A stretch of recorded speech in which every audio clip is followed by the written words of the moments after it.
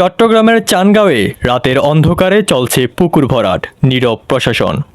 চট্টগ্রামের চানগাঁওয়ে আইনের কোনো প্রকার তোয়াক্কা না করে প্রশাসনকে বৃদ্ধাঙ্গুলি দেখিয়ে একটি চক্র রাতের অন্ধকারে পুকুর ভরাট করলেও নীরব ভূমিকায় স্থানীয় পুলিশ প্রশাসন। এই চক্রটি প্রায় ২৫ থেকে ৩০টি ড্রাম ট্রাক ব্যবহার করে বালি দিয়ে পুকুরটি ভরাট করছে। সরেজমিনে অনুসন্ধানে দেখা যায়, রাহাত্তার পুলের পূর্ব পাশে পূর্ব ১৬ শহর KB আমান আলী রোডস্থ পুলিশ বিট সংলগ্ন বানুর বাপের বাড়ির সুবিশাল পুকুরটি ভরাট করা হচ্ছে। যে পুকুরটি একসময় এলাকাবাসীর ব্যবহারের একমাত্র মাধ্যম ছিল, কয়েক বছর আগে থেকে পুকুরটির মালিকরা ভরাটের উদ্দেশ্যে সংস্কার না করে উল্টো ময়লা আবর্জনা ফেলে ব্যবহার অনুপযোগী করে দেয়। পুকুর পাড়ের টিনের বেড়ার সাথে ঝুলানো সাইনবোর্ডে খরিদ্দার সূত্রে মালিক হিসেবে বেলাল উদ্দিন, দিদারুল আলম, মামুনুর রশিদ এবং মুমিনুল ইসলামের নাম দেখা গেলেও প্রায় ১০ কাঠার পুকুরটি ভরাটের নেতৃত্ব দিচ্ছেন মিন্নত আলী বাড়ির রাশেদ নামের এক ডেনমার্ক প্রবাসী। ছোট উনি বলে দিয়েছে যে মানে এটা পুকুর ছিল, আপনি বিক্রি করে দিয়েছেন। ওনার নামটা ওই যে যার কাছে বিক্রি করছেন, আচ্ছা সাইনবোর্ডে যার নাম, মানে জমি আপনার এই পুকুরই ওনার কাছে বিক্রি করেছেন এবং ভরাট করার দায়িত্বটা আপনারাই নিয়েছেন। না ভরাট করেন না, মানে আমরা এমনি হেল্প করতেছি, আমরা হেল্প করে দিচ্ছি। আচ্ছা, এমনি আমরা একজন সাধারণ মানে জনতা হিসাবে একটা কথা বলি, মানে এইভাবে কি আপনি না না আমরা আমরা তো গোর ভাই এখানে পরে আমরা এনে ডিস্টার্ব করতে লাগুন না।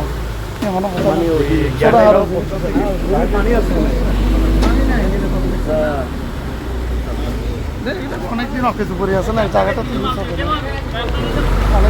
জায়গা কতটুকু ভাই? এটা ৬ ঘন্টা মনে হয়। এগুলা মনে করেন এগুলা আমরা হচ্ছে আপনি এগুলো আমি অনেক খবর পাইছি, অনেক খবর নিয়েছি। আপনার সাধারণত এগুলো যেগুলো পুকুর একদম RSA সহ একদম পুকুর BSO পুকুর আসছে, কিন্তু এটা আমাদের RSA, এটা নাল জমি। আচ্ছা আচ্ছা, ঠিক আছে। তো এটা হয়তো বা তখন BSN আমলে হয়তো পুকুর, সেক্ষেত্রে কি ভরাট করা যায় কিনা ওইটা বলতেছে না। ভরাট করা যায় যে এটা তো এখন অব্যবহৃত অব্যবহৃত পুকুর। আর তাছাড়া আরেকটা ব্যাপার হইলো ছোট পুকুর চাই, তো এটার মালিক এখন মনে করেন অনেক বড়, এখন অনেকজন মালিক, এখন ওদের তো থাকার ঘর দরকার না। সেক্ষেত্রে কি কোনো পরিবেশকে আপনারা জানিয়েছেন কিনা? এখন এটা আমরা ইয়ার সাথে কথা বলছি, আমরা অলরেডি এটা অবগত আছে। এটা লাগে কিনা পরিবেশ লাগে। আমার খালতো ফোন করছে, জি আবুল কালাম মোহাম্মদ সাবজনকে চিহ্নিত তথ্য সচিব,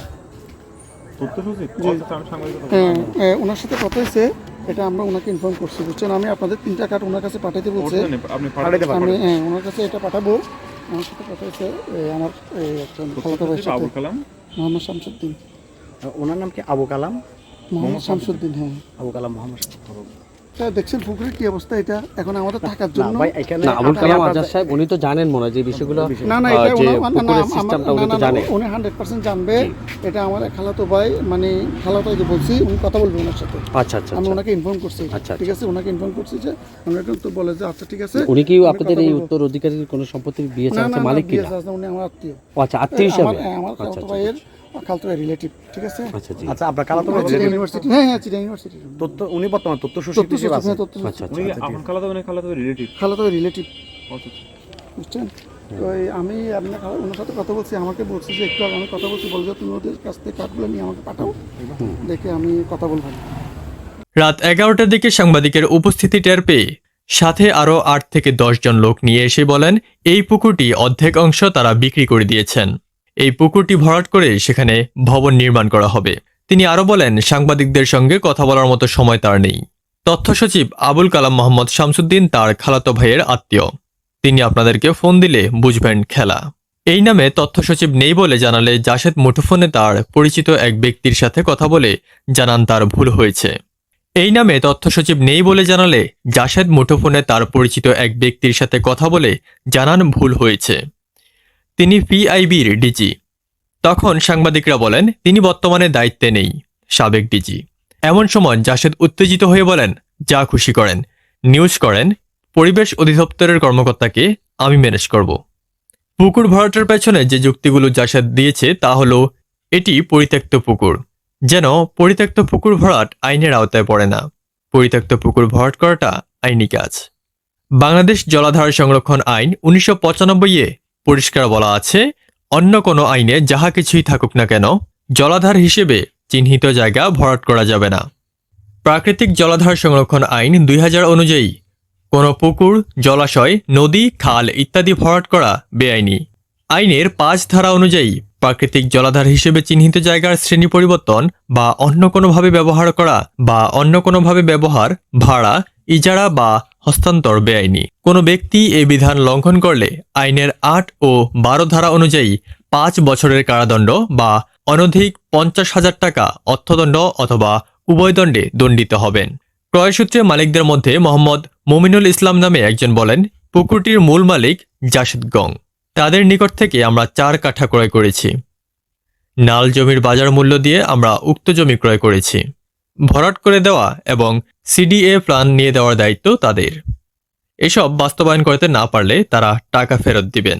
কয়েকজন এলাকাবাসী জানান, জাসেদ গং আওয়ামী রাজনীতির সাথে সম্পৃক্ত এবং খুবই উচ্ছৃঙ্খল প্রকৃতির লোক। তারা এলাকাবাসীর কোনো মতামতকে সমর্থন কিংবা পাত্তা দেন না। এই পুকুরটি এলাকাবাসীর অনেক উপকারে এসেছে। বড় কয়েকটি অগ্নিকাণ্ড নির্বাপনে এই পুকুরটির ভূমিকা অপরিসীম। এ সময় এলাকাবাসী আরও বলেন, তাদের মালিকানাধীন পুকুর তারা ভরাট করছে, সেখানে আমাদের তো বাধা দেওয়ার সুযোগ নেই। পরিবেশ অধিদপ্তর যদি ব্যবস্থা নেয় তাহলে পুকুরটি রক্ষা করা যেত। পরিবেশ অধিদপ্তরের মহানগর পরিচালক সোনিয়া সুলতানা বলেন, পুকুর ভরাটের কোনো সুযোগ নেই। সরেজমিনে তদন্ত করে উক্ত পুকুর ভরাটে সংশ্লিষ্টদের বিরুদ্ধে দ্রুত আইনানুগ ব্যবস্থা গ্রহণ করা হবে।